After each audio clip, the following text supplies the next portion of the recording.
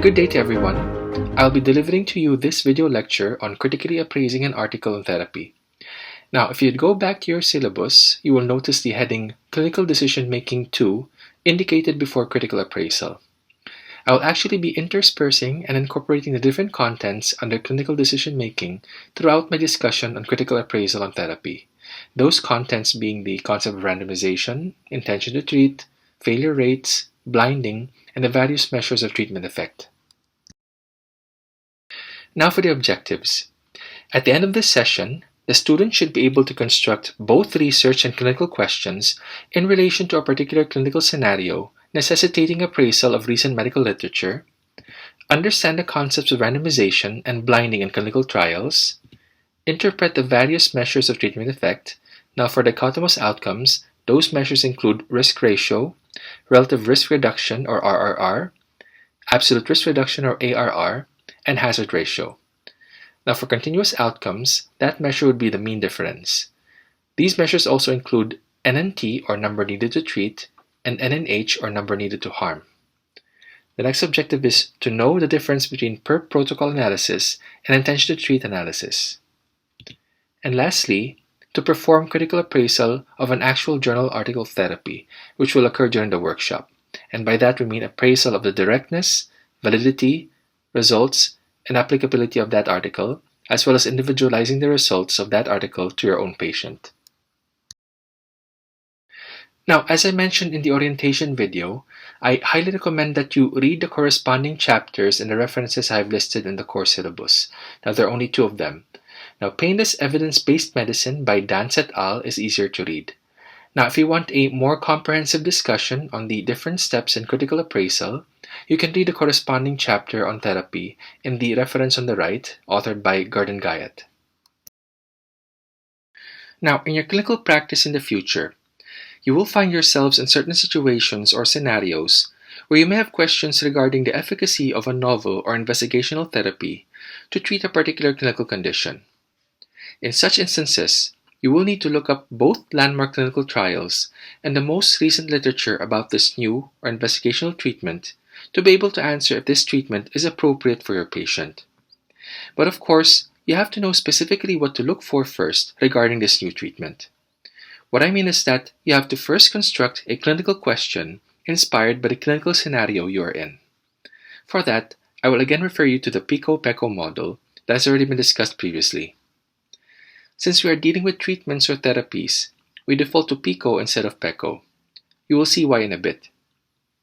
P stands for the patient population with a disease of interest or condition you're currently treating, for which there's this new, recently approved or investigational treatment.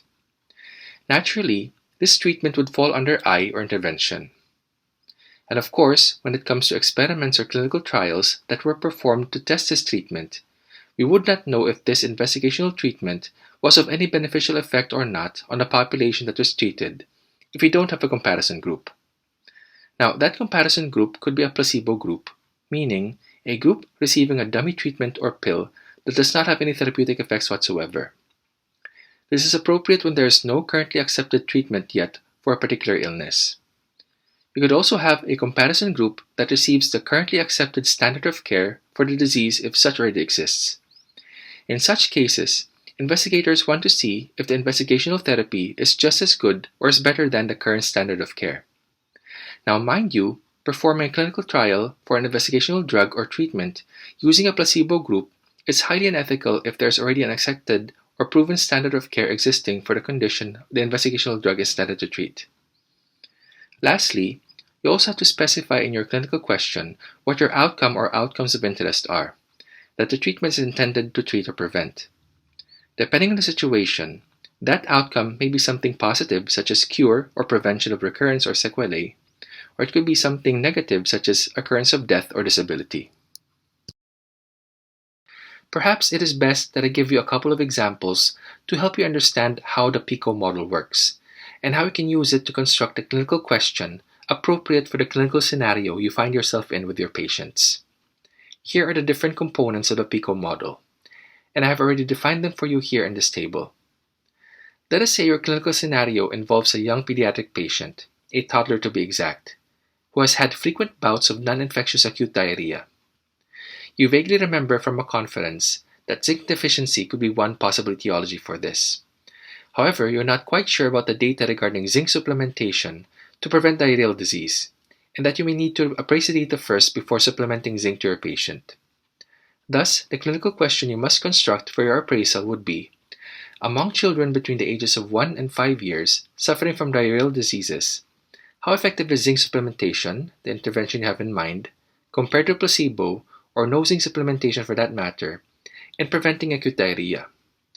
With that, you would now know what journal articles to look for that can help you answer this particular clinical question of yours to help your patient.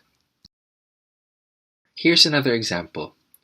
Suppose in your clinic, you have an adult, non-diabetic obese patient who is trying their hardest to lose weight. He or she has been quite compliant with the prescribed diet and is doing their best to exercise often, but still could not get to the recommended weight loss target or goal. You made it a point to click like or to follow journal articles such as JAMA or New England Journal on various social media platforms. You could vaguely remember one time while browsing one social media platform you frequent that there is a recently approved diabetes medication, a GLP-1 receptor antagonist called liraglutide, that has been used in non-diabetics to produce clinically significant and sustained weight loss combined with lifestyle counseling. However, you want to know more about this before going ahead and prescribing this to your patient. Your clinical question now goes as follows. Among obese non-diabetic patients, how effective is regular use of subcutaneous liraglutide compared to placebo in reducing body weight by, let's say, 5 to 10%? Now, with these couple of examples, I hope you are now ready in constructing the clinical question in relation to the clinical scenario you will be presented with during the workshop.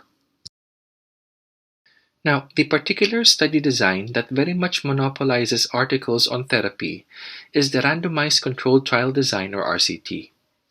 In this design, you basically recruit patients from a particular population that satisfy a set of inclusion criteria that is typically based on the disease or condition being treated, or risk factors for a certain disease if the RCT is about an intervention that is hoped to prevent said disease.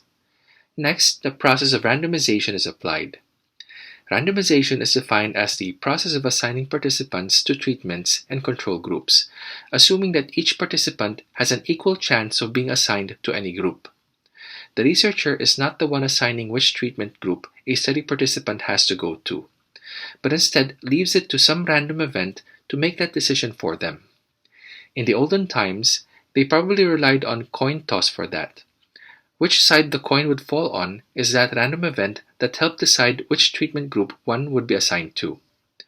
Of course, nowadays, we rely on computer software to do the randomization for us.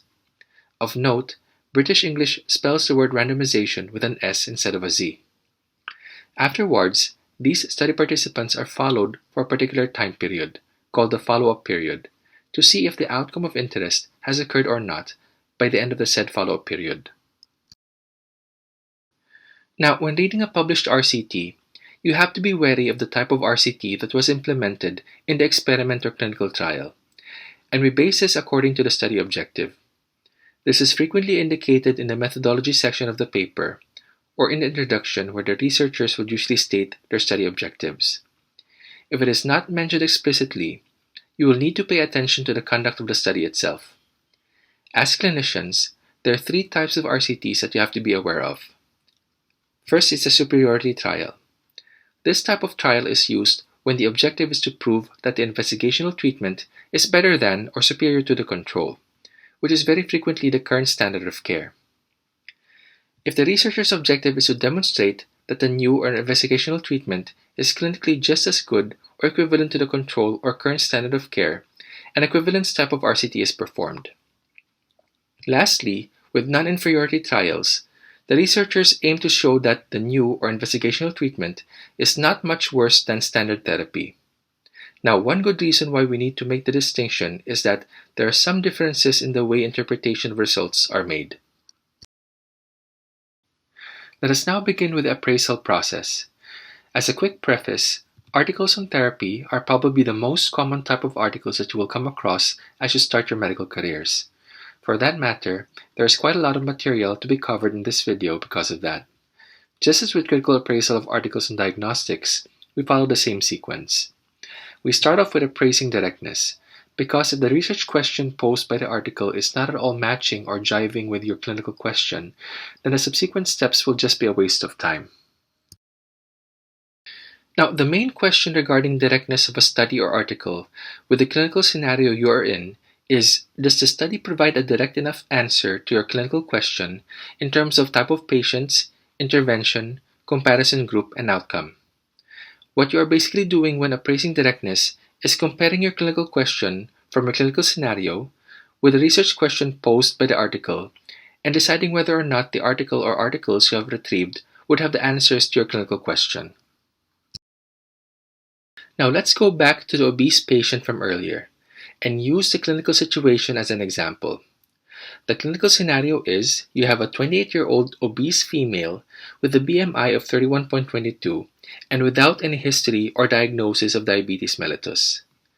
Despite non-pharmacologic measures to lose weight, she is having a very hard time attaining the recommended weight loss goals. Her endocrinologist is considering putting her on subcutaneous liraglutide, a GLP-1 receptor antagonist, at a dose of 3 mg once a day. She is very interested in this suggested treatment, but it won't be till next week when she sees her endocrinologist again. Because of that, she asks for your opinion. Would you recommend it or not? The clinical question that should start going through your head after this encounter is, among obese non-diabetic adults having difficulty losing weight despite non-pharmacologic measures, how effective is regular use of subcutaneous liraglutide compared to placebo in reducing body weight? Now, you tell your patient that you are not an endocrinologist as a disclaimer, but you would also want to answer her query about the medication. So you tell her that you will be doing a quick review of the literature and get back to her in a bit. After placing the appropriate search keywords in PubMed, you come up with this article by P. Sonyet et al. Entitled A Randomized Controlled Trial of 3 mg of Liraglutide in Weight Management, published in the New England Journal of Medicine on July 2015.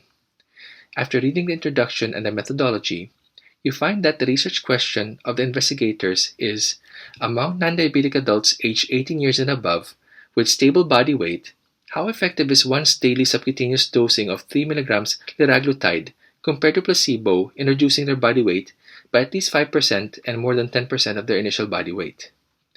Now, looking at the four components of the PICO model for both questions, you see that they are very similar, practically even same.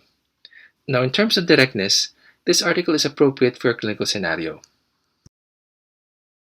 Let's now move on to appraising validity. Recall that the validity of a research study refers to how well the results among the study participants represent true findings among similar individuals outside the study. Now, there are guide questions that will help you decide if the results of an article or a study has this validity for a particular patient. The first question is, were patients randomly assigned to treatment groups?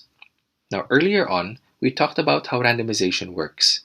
This random assignment of the recruited study participants onto the control and intervention arms is the best way to ensure that these two treatment groups are truly compatible.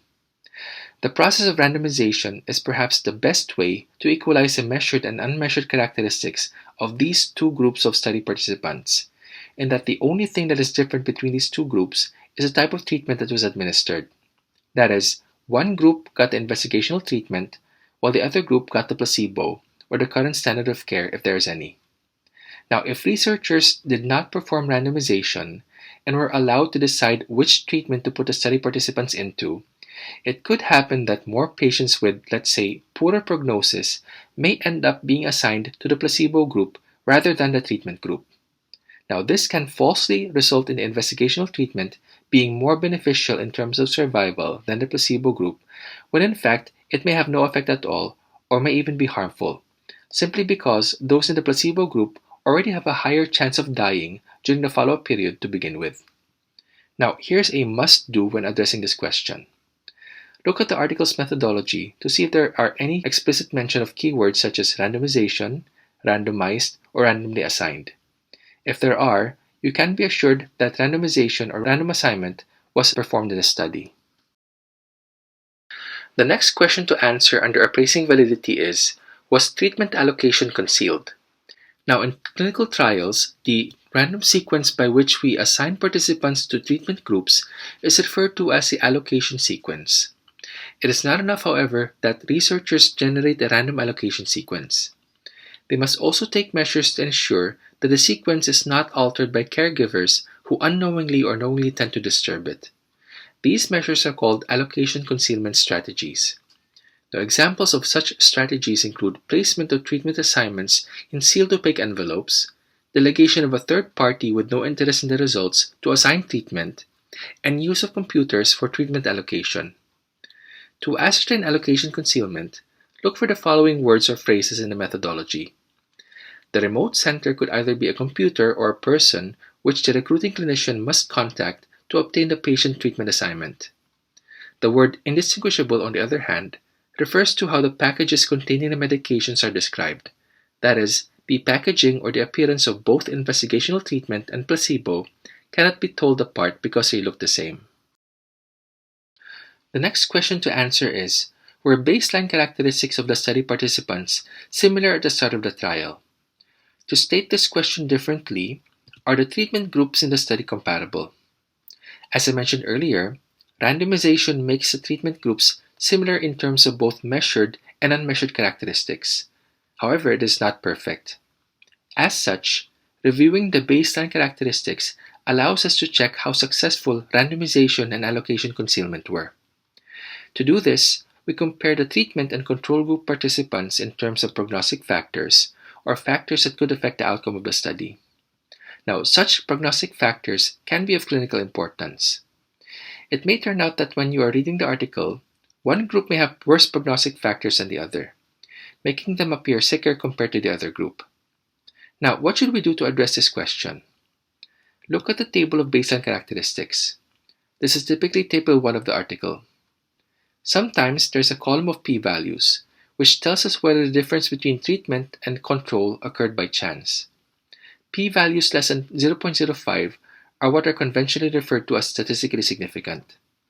What you need to know as well is whether the difference between groups is big enough to affect the results by putting one group at a disadvantage. The next question now is, were patients blinded to treatment assignment? Now, when we talk about blinding in research, this means that study participants are prevented from knowing what treatment they are receiving. To ensure this, the treatments being compared must be made indistinguishable from each other. This is typically done by making the packaging the same, or having identical preparations for both groups, such as there's no way of telling the investigational treatment from placebo in terms of appearance. Now, of course, there will be instances wherein blinding is impossible, because even without telling the patient, he or she can identify which group they have been assigned to. This usually happens when the investigational therapy is a particular diet, or are certain physical maneuvers, or when the intervention is surgery. Now, be careful not to confuse blinding with allocation concealment. Allocation concealment occurs before the randomization process, while blinding occurs after.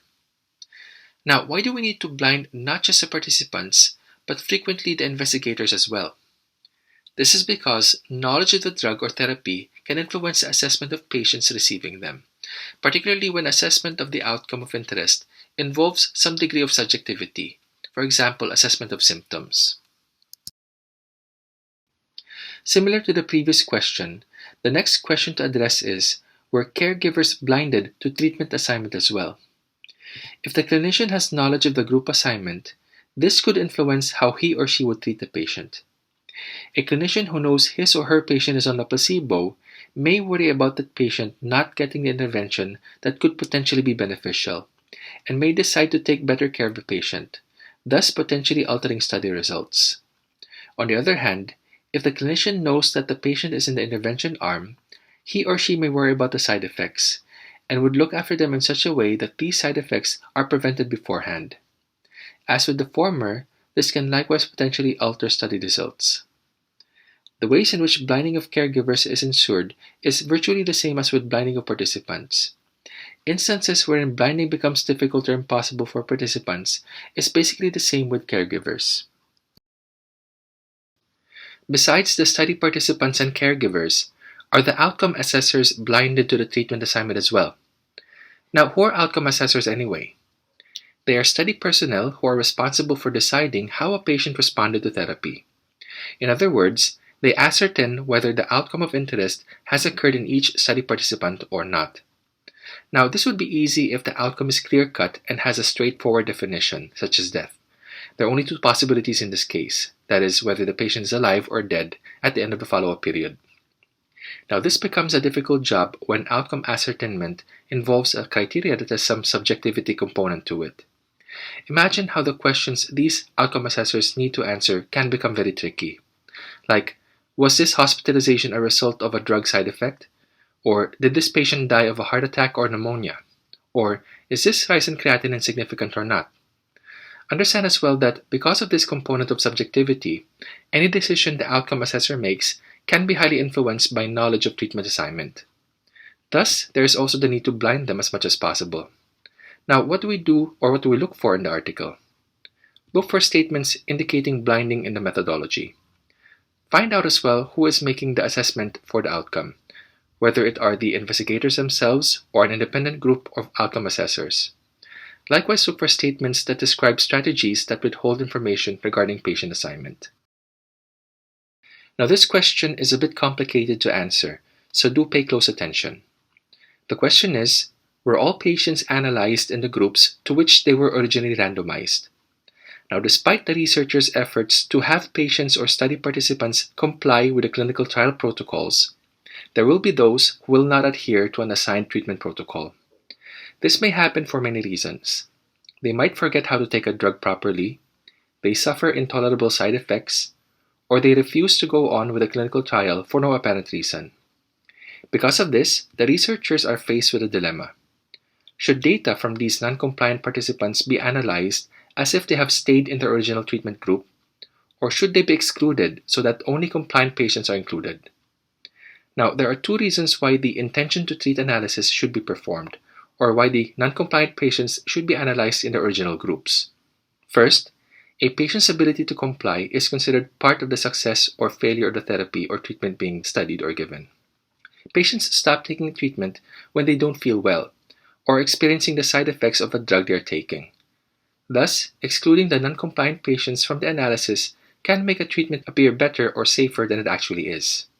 Next, censoring or removing non-compliant patients from analysis may disturb the balance of baseline characteristics that was achieved by randomization. Opting for intention to treat analysis preserves this balance and provides the most valid results. There is a downside to using intention to treat analysis though. When studying adverse effects, an intention to treat analysis may underestimate harm by including people who stopped taking the treatments and therefore have lower chance of experiencing adverse effects, unlike those participants who continue taking the drug.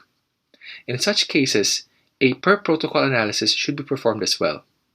Fortunately, many published RCTs would include both per-protocol and intention to treat analysis.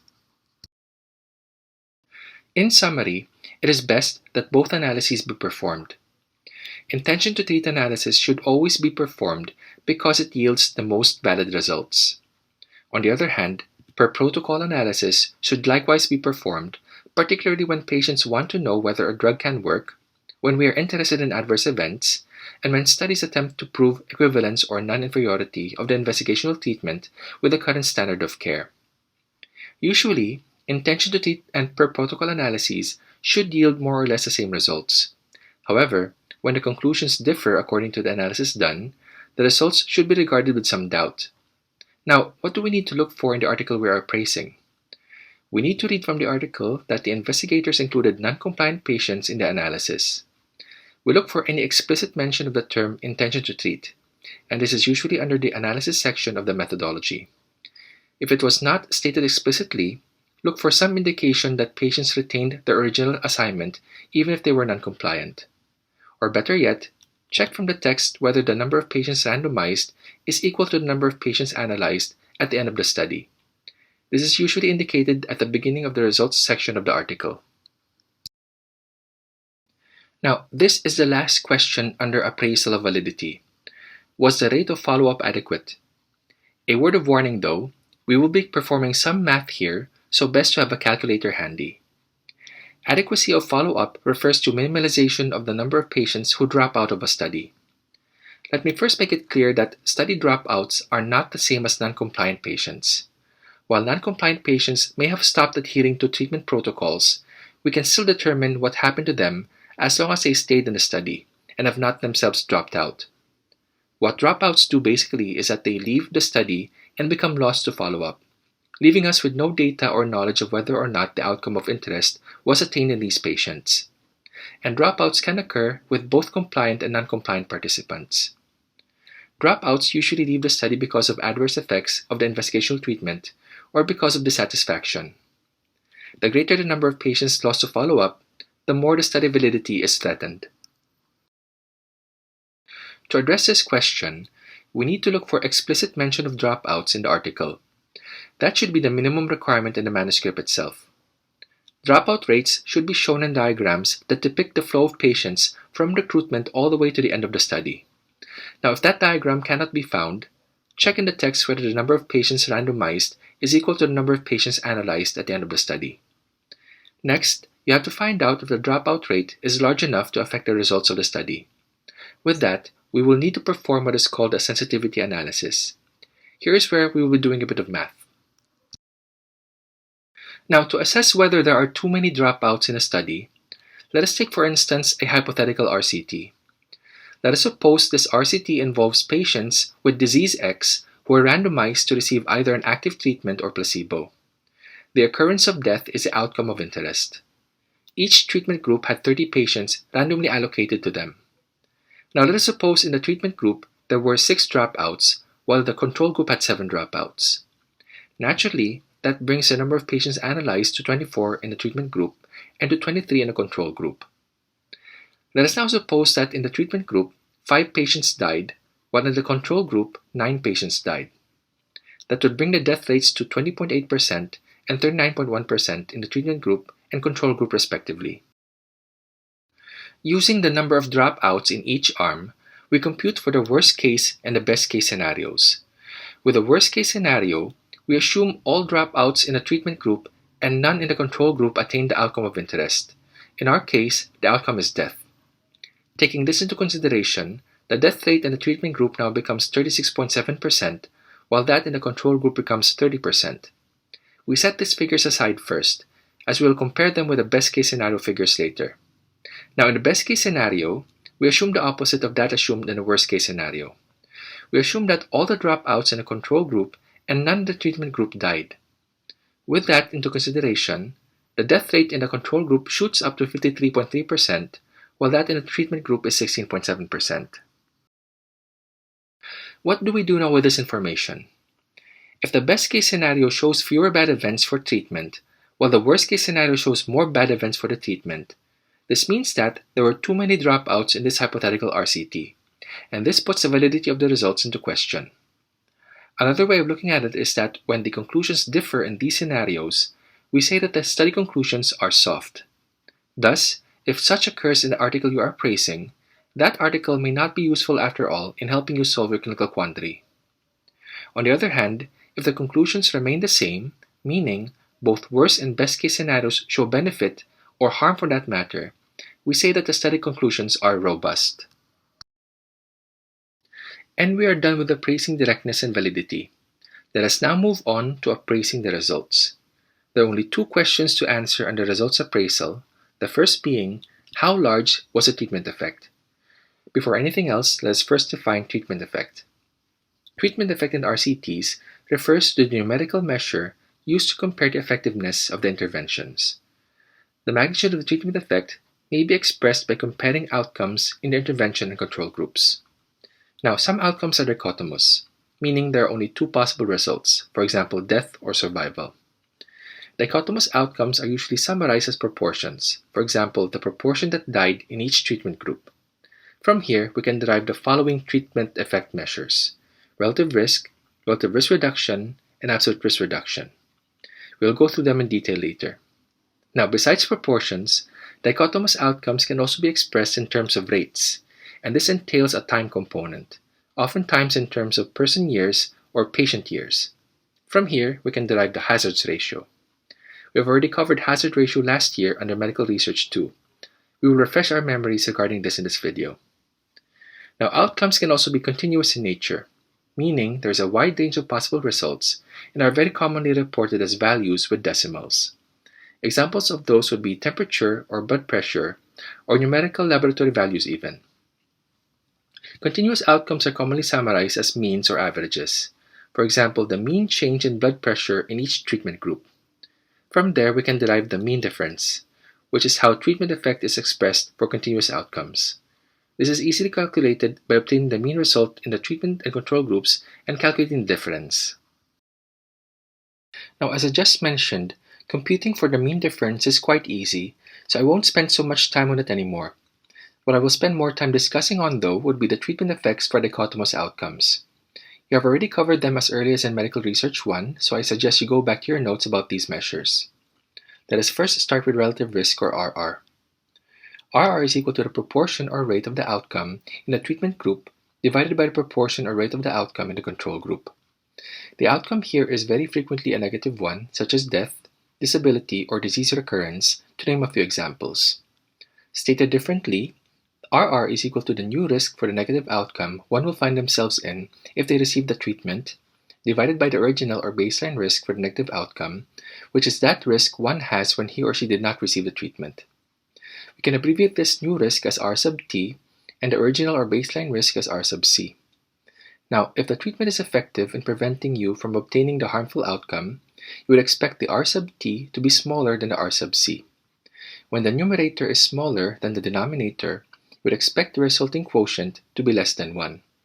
In this sense, RR values less than 1 mean that the treatment is beneficial. Now, if the new treatment remains the same or unchanged from baseline risk after receiving the treatment, this would result in a fraction with a quotient of 1. Thus, RR values equal to 1 tell us that the intervention has no effect at all. For treatment effect measures that are fractions or ratios such as RR, the value of 1.0 is what is called the null value, or the value of no treatment effect. Now, if the risk of the negative outcome is higher after taking the treatment compared to the baseline risk wherein you did not receive a treatment, the numerator now becomes larger than the denominator, giving the quotient a value of more than 1. Thus, RR values more than 1 mean that the treatment is harmful, because it increases your risk of obtaining the negative outcome and thus is not recommended to be manufactured or marketed. Now, mind you, these are just point estimates, and we have not yet touched on the confidence intervals, which we will do later on. Let's now move on to relative risk reduction, or RRR, which is equal to the change in risk divided by the baseline risk. Recall the abbreviations we defined in the previous slide. Risk change is equal to the baseline risk minus a new risk. You then divide this difference by the baseline risk to get the RRR. Now, if the treatment is beneficial, we expect the new risk to be smaller than the baseline risk. Thus, the numerator of RRR will be a positive value. Dividing the numerator by the baseline risk will also give you a positive value. Thus, positive RRR values mean that a treatment is beneficial. Now, what if the treatment really has no effect whatsoever? You would expect the new risk to be just the same as the baseline risk. So when you subtract the new risk from the baseline risk, you get a value of 0. And 0 divided by the original or baseline risk will still give you a value of 0. Thus, RRR values equal to 0 mean that the treatment has no effect. Since we are dealing with differences here instead of ratios, 0 in this sense is now the null value, or the value of no effect. Lastly, if the treatment is harmful, you would expect the new risk to be higher than the baseline risk. Thus, the numerator of RRR is negative. Divide this negative value by the baseline risk and you still get a negative value. Thus, negative RRR values mean that the treatment is harmful. Now, there's another treatment effect measure that is just as important as the RR and the RRR, and that is the absolute risk reduction. Now, since the term used is absolute, the ARR is simply the difference between the baseline and the new risk. For that matter, since we are dealing with differences, the interpretation of ARR is basically the same as the interpretation of RRR. Take note again of 0 being the null value. What is important about ARR, however, is that we can derive two important measures from it. The first one is the number needed to treat, or the NNT, which is equal to the reciprocal of any positive ARR. Now, what does that number mean? The number needed to treat refers to the number of patients you need to treat with that new or investigational treatment in order to prevent one additional bad outcome. For example, the NNT is 6, and the outcome of interest that the new treatment is hoping to prevent, at least in the short term, is death. In this case, the NNT means that you first need to treat 6 patients with investigational treatment in order to prevent one death. In general, the smaller the NNT, the bigger the beneficial impact of the new treatment. Now, what if the ARR is negative? If you get its reciprocal, you get the number needed to harm. It is interpreted in the same way as NNT, only now, instead of prevention of the outcome, the interpretation now involves causing the outcome. So, an NNH of 6 means that when you treat 6 patients with a new drug, it will cause 1 new death among those you have treated. Now, the smaller the NNH, the bigger the negative impact of this new treatment. Now, just as a reminder, do not be confused with the null values. For measures that are ratios, such as the RR, the null value is 1. For measures that involve differences, such as the RRR and the ARR, the null value is 0. Now, in case you're still finding some difficulty interpreting the 3 treatment effect measures I just discussed these past several slides, try using the weight analogy. Let your weight represent your risk for the negative outcome. Let us say after intervention, which could be exercise or proper diet, your weight went down from 80 kilograms to 60 kilograms. 80 kilograms represents your baseline risk, while 60 kilograms represents your new risk. You can regard ARR like this. Your absolute reduction in weight is 20 kilograms, which is the difference between 80 kilograms and 60 kilograms. Let's then apply this analogy to relative risk. Divide your new weight by your baseline weight and you get 0.75. It is less than 1, thus the intervention is beneficial in reducing your weight, or your risk for that matter. It is like saying I now weigh only 75% of what I used to weigh. Stating this in terms of risk, the risk for the negative outcome is now only 75% or 3/4 of the baseline original risk. How about RRR? Applying the RRR formula, quantity of 80 minus 60 all divided by 80, we get the answer of 25%. This is like saying I lost 25% of my weight. The 20 kilograms which was lost from my original 80 kilograms is 25% of 80 kilograms. Stating it in terms of risk, the risk for the negative outcome decreases by 25% with administration of treatment. As a final word for this slide, notice that when you subtract RR from 1 or 100%, you get the RRR. Now, there are a few important things I need to point out about the RRR and the ARR. For that, I need to make use of this figure, which features the results of 2 hypothetical RCTs wherein the same treatment was compared to placebo, with the outcome being dichotomous and expressed in terms of event rate per 100 patients.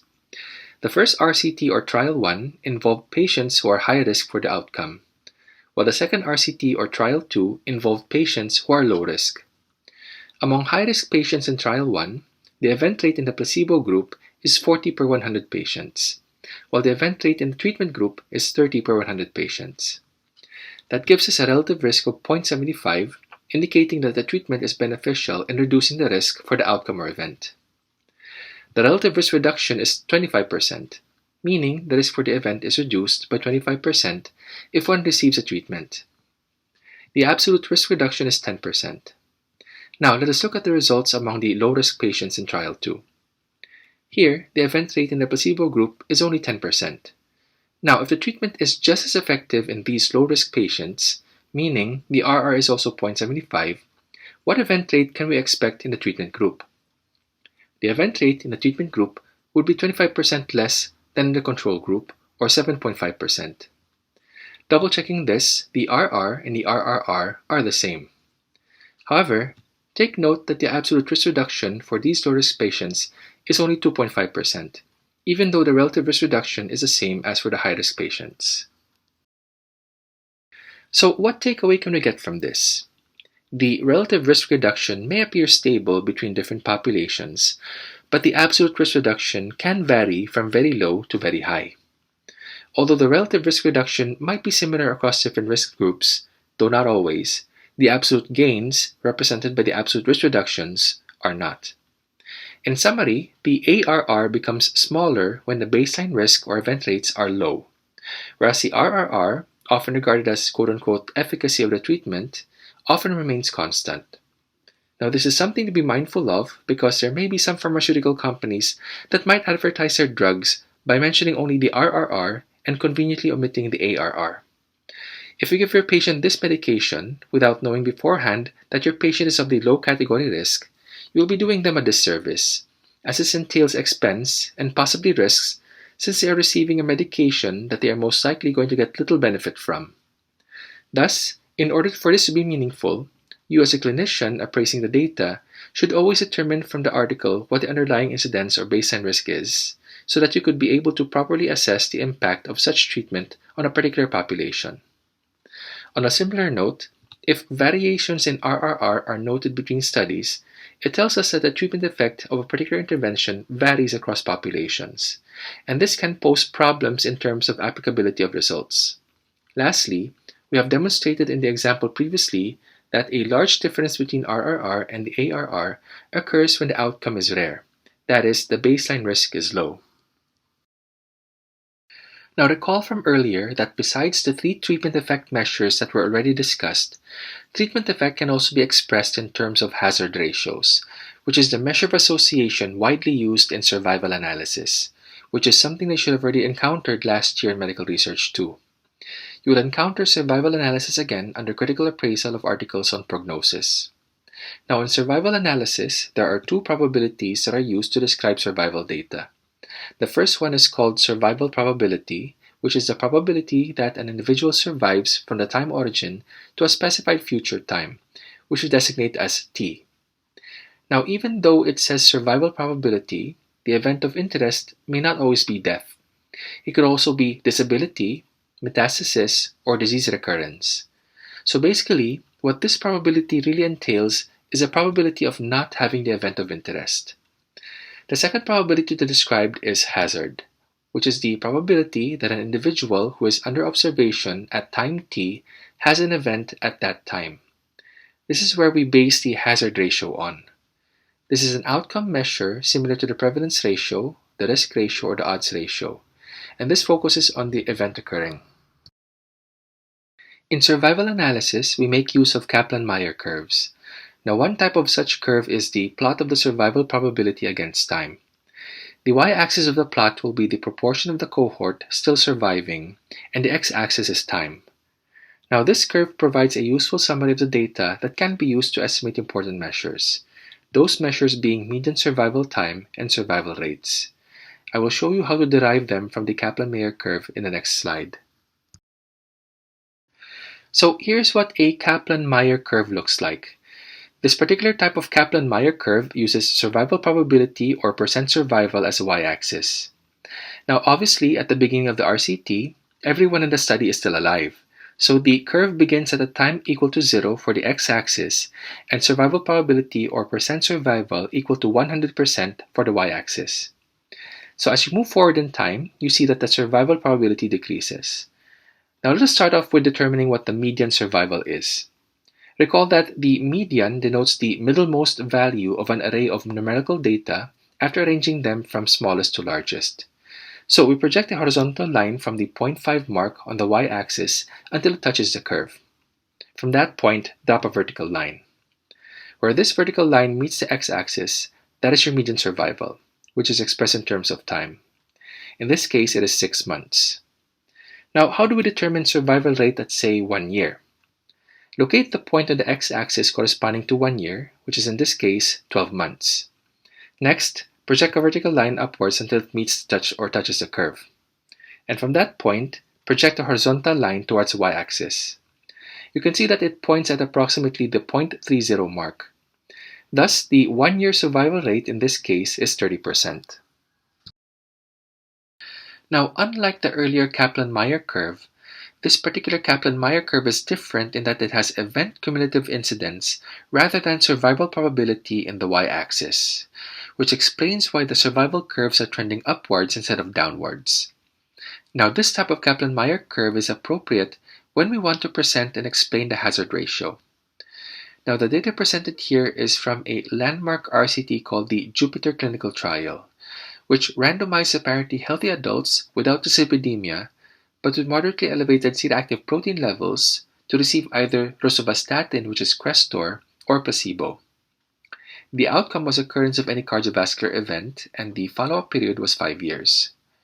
Now, there were 8,901 patients in each treatment arm.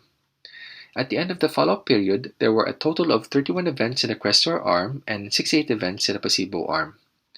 This gives us a risk ratio of 0.46. Now, this translates to a relative risk reduction of 54%, which is quite impressive. However, if we would compute for the absolute risk reduction, we get a measly 0.4% because of the very low number of incident cases of cardiovascular events, showing that this population, which is composed of apparently healthy adults, is low risk. The computed hazard ratio, which is done by statistical software, is 0.46 as well, very much the same as a risk ratio, and represents the risk of cardiovascular events at any point in time during the follow-up period. Basically, you just need to know how to interpret the hazard ratio. No need to know how it is computed because it is quite complex, and it has to take into consideration the number of participants left in the study. As you can see here, with every yearly scheduled follow-up, we see lesser and lesser participants staying in the study.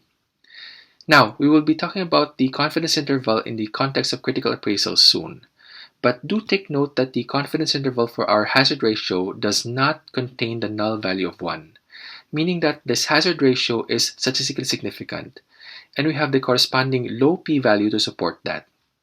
However, because of the apparent high number of losses to follow up, we should be a bit skeptical about this, though in all fairness, we have not done a sensitivity analysis here, which we can try doing on your own. Now, hazard ratios are very often interpreted the same way as one would interpret risk ratio, though the two are technically not the same. They actually have some subtle differences. When it comes to hazard ratio, it is regarded as one's risk of attaining the outcome of interest at any particular time in the course of the follow-up period. That's any point in time along the Kaplan-Meier curve. This is unlike the risk ratio, wherein the risk of attaining the outcome is in relation to the end of the follow-up period. It basically does not care about the timing of events, just the total number of events in the end. Like with the other measures of association and ratios, the null value is 1.0. You can pause this video for a while to go through the contents of this slide. Take note, however, that the clause "at any time during the follow-up period" is always mentioned in the interpretation, signifying that this is the hazard ratio we're talking about. Now, as you appraise articles that make use of survival analysis for their data, you will encounter a few statistical terms which you will need to at least understand what they represent, what they are for, and how to interpret them. No need to know the intricate details of how to compute for them. Now, one such term is a log rank test. This is a statistical test that compares two survival curves, typically one curve for the control group and one curve for the intervention group. You use this test to know if the survival curves in the two groups are the same, and that is basically our null hypothesis. If the p-value for the log rank test is above 0.05, this means you do not reject the null hypothesis and make the conclusion that the two survival curves are not statistically different. Now, if the p-value is less than 0.05, on the other hand, you reject the null and make the conclusion that the two survival curves are significantly different. Now, this test is widely used in clinical trials to establish the efficacy of a new treatment in comparison with a control treatment when the measurement is a time to event. When you appraise an article that uses survival analysis on their data, do pay attention to the results of the log rank test as well. Now, another term you should be familiar with is the Cox proportional hazards. So far, we have been dealing with the Kaplan-Meier curves, and we just finished discussing the log rank test.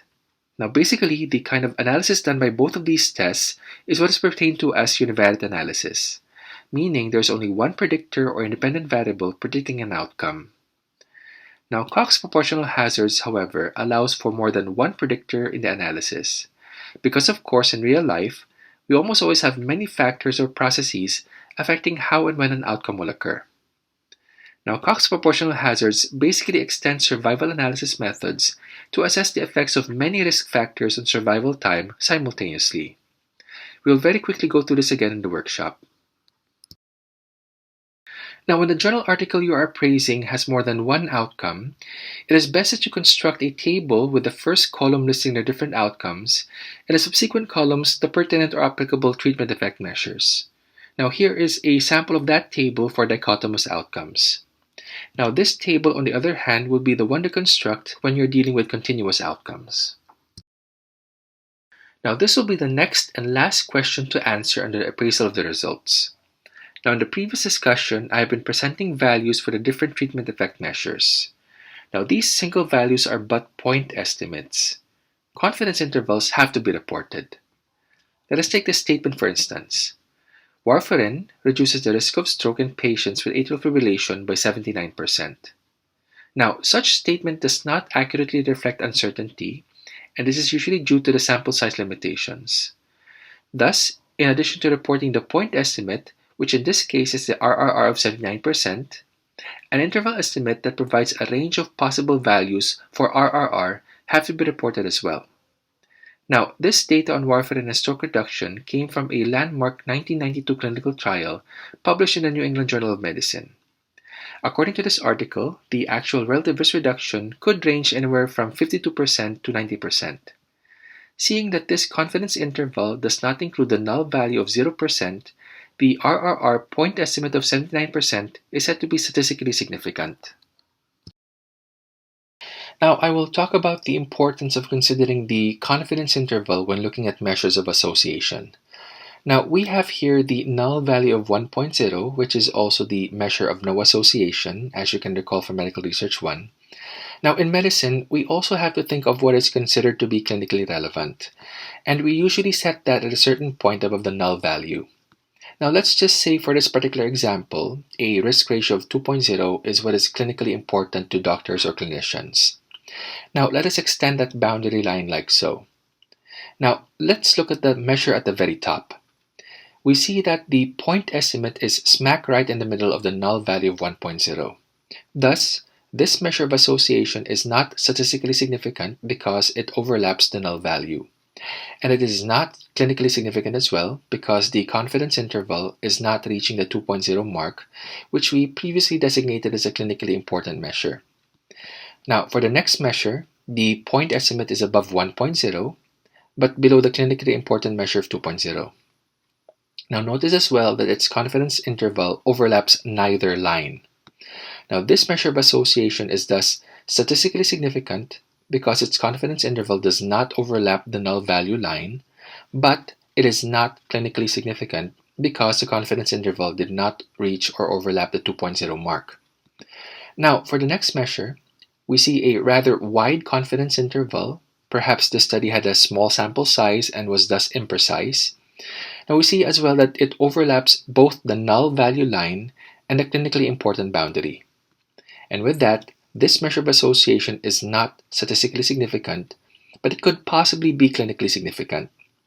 Now, more studies are therefore needed to get more evidence regarding this association, if there is any association at all. Now, for the next measure, we see that it overlaps only the clinically important boundary. Thus, this measure of association is statistically significant since its confidence interval does not overlap with 1.0. And it is possibly clinically significant since this confidence interval is still overlapping with the 2.0 mark. Now, for the last measure, we see that the point estimate is well above 2.0, meaning that there's a strong association and its confidence interval is not overlapping the clinically important boundary line anymore. Now, this measure of association is without a doubt statistically significant and definitely clinically significant. You will be seeing stuff like this again and again as you get to your clinical years, or at least in Medical Research 2 in the second semester. Mind you, being able to appraise medical literature is important so that you can be able to judge if a new treatment modality is appropriate for your patient or not. Now, that is a skill that you will eventually learn as you go forward in your higher years. Now, here are other important basic concepts to remember about confidence intervals. Let us suppose the event rate difference of +2 or -2 is what is considered as the clinically important measure or margin. When both ends of the confidence interval are on the side of the treatment being better, the treatment is definitely beneficial or superior. When both ends of the confidence interval are on the side of the control being better, the treatment is definitely harmful or inferior. When one end reflects important benefit and the other end reflects important harm, the study is inconclusive. Similarly, when one end reflects small unimportant benefit and the other end reflects small unimportant harm, the two treatments being compared are the same or equivalent. Finally, when one end reflects small unimportant harm and the other end reflects benefit, then the treatment is at least as good as or even better than the control, or in other words, non-inferior. And we're finally done with the arduous part of appraising the data. We're almost finished.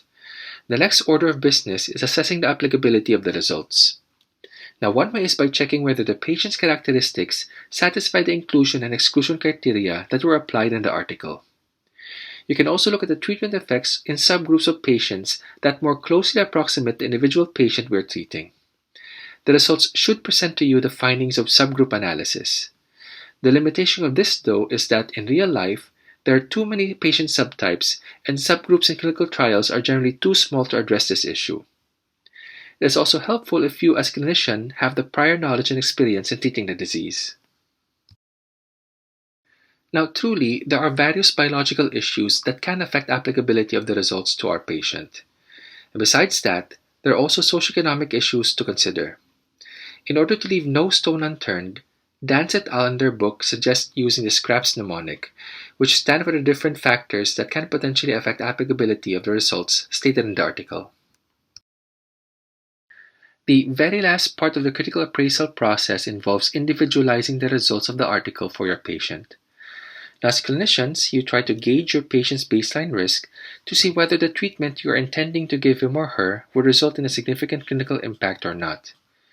Basically, you estimate the benefits, risks, and costs of that treatment to your individual patient by assessing the patient's clinical risk as well as financial situation. Now, after applying and interpreting the relative and absolute risk reductions in the context of your patient, you ask yourself, are the likely treatment benefits worth the potential harm and cost of your patient? You also need to see if all clinically relevant outcomes have been considered, as far as your individual patient is concerned. Is the overall goal making the patient live longer or have them feel better? And most importantly, include your patient in all clinical decision making. And that is it for my extensive video lecture, which I'm very glad to have kept just under 1 hour. Thank you very much for sticking with me until the end. Here are my references, and see you in the upcoming workshop.